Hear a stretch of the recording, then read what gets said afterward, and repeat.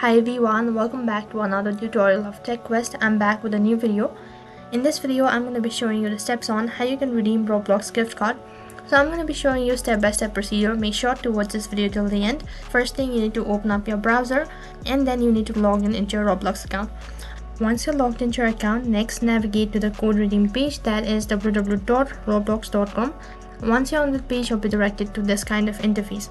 The first thing you need to do is provide the code that will be located on the back of your card, or that will be on your email that you've received the redeem code. Once you're done entering the code, click on redeem, which will be right at the bottom when you've successfully added credit to your account. So the message will notify something like, if you're having trouble regarding PIN that contains 0 or 1, try submitting with the letter 0 and I.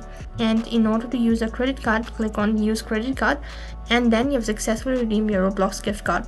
So that is how you can redeem your Roblox gift card. That's all for this video. I hope the video was helpful. Make sure to like, share and subscribe to our channel. Thank you for watching.